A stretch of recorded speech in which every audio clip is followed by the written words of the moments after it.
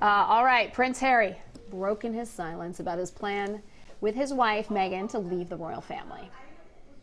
It brings me great sadness that it has come to this. The decision that I have made for my wife and I to step back is not one I made lightly. It was so many months of talks after so many years of challenges. This was a talk that he gave last night.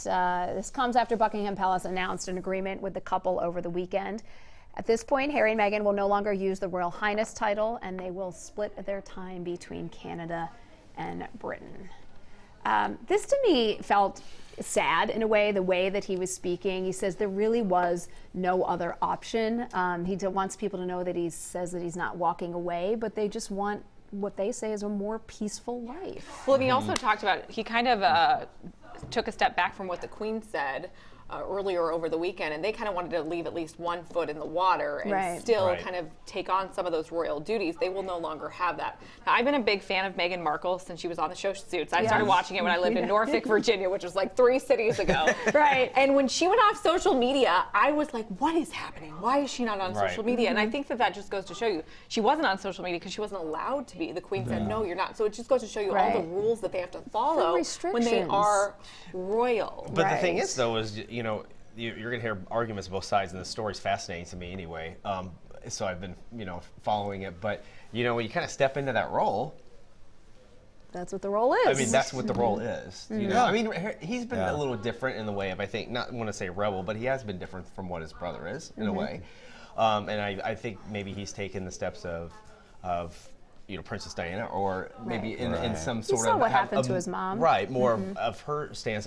You know, I'm not sure on that, but I think that when you go in for this, you know, and you go into the family, you know, that's part of it. I'm sympathetic to Meghan Markle, though, where you think, like, all right, she fell in love with this man, not with the royal family. Sure, especially when you look at how private their relationship is. And you think about any of us, like how you assimilate into your partner's family and how you make that work and the challenges of that.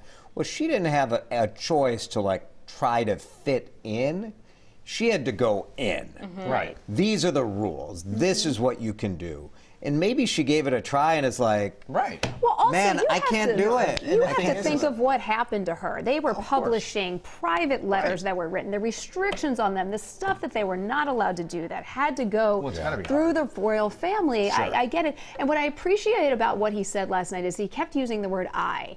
And part of that was he was trying to take some of the heat off of her. People are blaming her and saying, oh, look, she's the one who came in and busted us all up. And he made it clear, look, this was the decision I made. Obviously, we all talked about it together, but I had to come to this point myself. It'll be interesting to see how it goes in the future, and you got to give them best of luck. Sure. Well, they're going to get tremendous wealth, and I'm not worried about them, Riley. They're already wealthy. Come on now. You know, they now get to be the people who left the royal family. Like, let's buy the movie rights. Let's hire them to do all this stuff. I feel like this is a movie in itself. Let's book them for the next speaking engagement. It's called The Crown. And the Crown writers are furiously rewriting all of those scripts. You want Meghan Markle to speak at your corporate event? Great. $200,000. Exactly. They're going to be all right.